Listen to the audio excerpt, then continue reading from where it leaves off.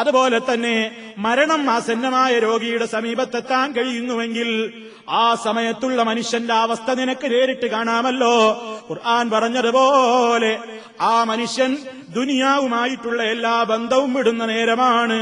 അയാളുടെ കണ്ണ് അയാൾ പുറത്തേക്ക് കാണിക്കുന്നുണ്ടെങ്കിലും, അയാൾ കണ്ണ് തുറന്നു കിടക്കുന്നുണ്ടെങ്കിലും വാസ്തവത്തിൽ ദുനിയാവുമായുള്ള കണക്ഷൻ പോയിട്ട് ആഖിറവുമായി കണക്ട് ചെയ്യപ്പെട്ട കണ്ണുകളാണ്. മരണത്തിന്റെ നേരത്ത്, ആ ജീവൻ പോകുന്ന നേരത്ത് അതാ മനുഷ്യൻ ഇതുവരെ കണ്ടിട്ടില്ലാത്തത് കാണുന്നു, കേട്ടിട്ടില്ലാത്തത് കേൾക്കുകയാണ്. ആ കണ്ണുകൾ കൊണ്ട് മരിക്കുന്നതിന്റെ മുമ്പ് തന്നെ റൂഹങ്ങ് പിടിക്കപ്പെടുന്ന നേരം മുതൽ ദുനിയാവുമായിട്ടുള്ള കണക്ഷൻ അങ്ങ് വേർപെട്ടിട്ട് ആഖിറത്തിലേക്ക് കണക്ട് ചെയ്യപ്പെടുന്നു. മലക്കുകളെ അവൻ കണ്ണിറയെ കാണുകയാണ്, മലക്കുകളുടെ ശബ്ദം കേൾക്കുകയാണ്, മലക്കുകൾ അവനോട് സംസാരിക്കുന്നുണ്ട്, അവൻ മലക്കുകളോട് സംസാരിക്കുന്നുണ്ട്. ആ അവസരത്തിലാണ് അവൻ പറയുന്നത്, എന്നെ ഒന്ന് മടക്കിത്തരാമോ, ഒന്ന് പിന്തിച്ചിടുമോ? അവരുടെ മറുപടിയും വരുന്നുണ്ട്, അവരടിക്കുന്നുണ്ട്, പ്രഹരിക്കുന്നുണ്ട്. ഖുർആൻ പറയുന്നു, വൽ മലായികത്തു ബാസിതു ഐദീഹിം, മലക്കുകൾ അവരുടെ കൈകൾ നിവർത്തി പിടിച്ചിരിക്കുകയാണ്. എന്നിട്ട് യദ്രിബൂന, അവരടി തുടങ്ങുന്നു, അവരുടെ മുഖത്തടിക്കുന്നു, ശരീരങ്ങളിൽ അടിക്കുന്നു. പക്ഷേ ഇന്ന് വരെ നമ്മളാരെങ്കിലും അത് കണ്ടിട്ടുണ്ടോ? കണ്ടിട്ടില്ലല്ലോ. പക്ഷേ ആ മനുഷ്യൻ അത് കാണുന്നുണ്ട്, കേൾക്കുന്നുണ്ട്, അയാൾ അനുഭവിക്കുന്നുണ്ട്. അതാണ് ഖുർആൻ പറയുന്നത്, അത് വല്ലാത്തൊരു നേരമാണ്. ആ നേരത്തുള്ള വേദന സഹിക്കാനാവാത്തതാണ്. ഈ ലോകം കണ്ട ഏറ്റവും മഹാനായ അഷ്റഫുൽ ഖൽഖ് സല്ലല്ലാഹു അലൈഹി വസല്ലം പോലും മരണത്തിന്റെ നേരത്ത് തൊട്ടടുത്തതാ ഒരു വെള്ളപ്പാത്രം ഇരിപ്പുണ്ട്. ആ വെള്ളപ്പാത്രത്തിലേക്ക് തന്റെ കയ്യങ്ങ് മുക്കി വെച്ചിട്ട് ആ തണുത്ത വെള്ളം കൊണ്ട് മുഖമിങ്ങനെ തടവിക്കൊണ്ട് പറയുന്നു, അല്ലാഹുമ്മ അല്ലാഹ് ഇന്നലിൽ മൗതി ലസകറാത്ത്, മരണത്തിന് സഹിക്കാനാവാത്ത വേദനയുണ്ടല്ലോ, സഹിക്കാനാവുന്നില്ലല്ലോ അല്ലാഹ്, മരണത്തിന് സഹിക്കാനാവാത്തൊരു വേദനയുണ്ടല്ലോ. നബി സല്ലല്ലാഹു അലൈഹി വസല്ലമാണ് പറയുന്നതെന്ന് ഓർക്കണം. എങ്കിൽ ഒരു സാധാരണക്കാരന്റെ മരണം എങ്ങനെയായിരിക്കും? എത്ര വലിയ വേദനയാണ് അവൻ അനുഭവിക്കുന്നത്? അതൊന്നും ആർക്കും അനുഭവിക്കാതെ മരിക്കാനാവില്ലല്ലോ. അവിടെയൊക്കെ വേദനക്കൊരിത്തിരി ആശ്വാസം കിട്ടണമെങ്കിൽ അള്ളാഹുവിന്റെ റസൂല് പോലും അത് അനുഭവിച്ചുവെങ്കിൽ ആ ഒരു സ്ഥാനത്തേക്ക് എത്താൻ നമുക്ക് ആർക്കും കഴിയില്ലല്ലോ. എന്നാലും ആ നബി സല്ലല്ലാഹു അലൈഹി വസല്ലമിനോട് ഹുബ്ബ് നമുക്കുണ്ടെങ്കിൽ, സ്നേഹം നമുക്കുണ്ടെങ്കിൽ, ആ നേരത്തെ രക്ഷപ്പെടാൻ അല്ലാഹുവിന്റെ റസൂല് പറഞ്ഞ മാർഗങ്ങളൊന്ന് ചിന്തിക്കണ്ടേ? അതിടക്കിടക്ക് മനുഷ്യന്റെ മനസ്സിൽ ഇങ്ങനെ ഓർമ്മ വരണം. എന്താണ് ആ നേരം, ആ മരണത്തിന്റെ നേരം എന്താണ്? മനുഷ്യൻ അനുഭവിക്കുന്ന ഒരു ശ്വാസം വലി കേൾക്കുക എന്നതല്ലാതെ അവനാകെ തണുത്തു മരവിച്ച് ഒരു പ്രത്യേകമായ അവസ്ഥയിലേക്ക് മനുഷ്യനെത്തി.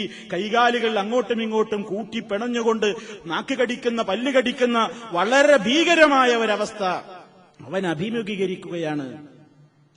ഇത് മനുഷ്യൻ ഇടക്ക് പോയി കാണണമെന്നാ പറയുന്നത്. അങ്ങനെ നീ അത്തരം സ്ഥലങ്ങളിൽ ഹാജരാവുക, ജനാസയുടെ സമീപത്ത് ഹാജരാവുക, മയ്യത്ത് കുളിപ്പിക്കാൻ കഴിയുന്ന ചടങ്ങുകളിൽ പങ്കെടുക്കാൻ കഴിയുമെങ്കിൽ പങ്കെടുക്കുക. ഇതൊക്കെ നിനക്ക് മരണചിന്തയുണ്ടാക്കും, മരണബോധമുണ്ടാക്കും, പരലോകബോധമുണ്ടാക്കും. ജീവിതത്തിലെ സർവ്വ തോന്നിയാസങ്ങളിൽ നിന്നും വിട്ടുനിൽക്കാൻ നിനക്കത് മതി. ജീവിതത്തിൽ ഇടക്കതങ്ങനെ ഓർമ്മിപ്പിക്കാൻ, അങ്ങനെ ജീവിതത്തിൽ ഇടയ്ക്കിടെ നീ യഥാർത്ഥമായ രൂപത്തിൽ ഇതുപോലെയുള്ള കാര്യങ്ങളിലൊക്കെ ഏർപ്പെടുമ്പോ, ജനാസകളിൽ പങ്കെടുക്കുമ്പോ, ജനാസ നിസ്കാരം നിർവഹിക്കുമ്പോ, ജനാസയുടെ പിന്നാലെ പോകുമ്പോ, ഖബറടക്ക ചടങ്ങുകളിൽ പങ്കെടുക്കുമ്പോ, അതുപോലെ തന്നെ ഇതുമായി ബന്ധപ്പെട്ട വചനങ്ങൾ ഖുർആനിലൂടെ ഓതിക്കൊണ്ടിരിക്കുമ്പോ, അതുപോലെ ചുറ്റുഭാഗങ്ങളിലുള്ള മരണവാർത്തകൾ നീ കേൾക്കുമ്പോ, ഇങ്ങനെ ഒരു 100 കൂട്ടം കാരണങ്ങൾ നമ്മുടെ മനസ്സിൽ ഇങ്ങനെ വരികയാണെന്ത്? മരണബോധമുണ്ടാക്കാൻ. ആ മരണബോധമുണ്ടാക്കാൻ കിട്ടുന്ന എല്ലാ അവസരങ്ങളും ഉപയോഗപ്പെടുത്തിക്കൊണ്ട് ജീവിച്ചുകൊണ്ടിരിക്കണം. അപ്പൊ നമുക്കും തോന്നും എനിക്ക് മരിക്കണം. ഓരോ ഘട്ടത്തിലും അത് അവന്റെ മനസ്സിൽ ഇങ്ങനെ ഓർമ്മ വരും, എപ്പോഴും ഓർമ്മ വരും. അപ്പൊ നമ്മൾ എന്ത് ചെയ്യണം? മരിക്കണല്ലോ അല്ലാന്ന് ഇങ്ങനെ പറഞ്ഞുകൊണ്ട് കാര്യമൊന്നുമില്ല. ഈ ചിന്ത ഇങ്ങനെ ഉണ്ടാവുക. ഇപ്പൊ റൂമിൽ പോയിട്ടൊരു സിനിമ കാണാൻ വേണ്ടിയിട്ട് രംഗം ഇങ്ങനെ തെളിയുമ്പോ ഓർക്കുക, മരിക്കണല്ലോ അല്ലാ. ഒരു സീരിയൽ തെളിയുകയാണ്, മരിക്കണല്ലോ അല്ലാ. റൂമിൽ എല്ലാവരും കണ്ട് രസിക്കുകയാണല്ലോ, എനിക്ക് കാണണ്ട അല്ലാ, എനിക്ക് കാണണ്ട. മരണനേരത്ത് റഹ്മത്തിന്റെ മലക്കുകളെ കാണാനുള്ള കണ്ണാണിത്. നാളെ പരലോകത്ത് അള്ളാന്റെ മുഖത്തേക്ക് നോക്കാനുള്ള കണ്ണാണിത്. മഹാനായ നബി സല്ലല്ലാഹു അലൈഹി വസല്ലമിനെ കണ്ണിറയെ കണ്ട് ആനന്ദിക്കാനുള്ള കണ്ണാണിത്. മഹാന്മാരെ കാണാനുള്ള കണ്ണാണിത്. ഇക്കണ്ടുകൊണ്ട് ഹറാമ് എനിക്ക് കാണണ്ട. ഇക്കാതുകൊണ്ട് നാളെ സ്വർഗത്തിൽ അങ്ങ് കയറുമ്പോ ഉദ്ഖുലൂഹാ ബിസലാം, സലാം കേട്ടുകൊണ്ട് സ്വർഗത്തിൽ കേൾക്കാനുള്ള കാതാണ്.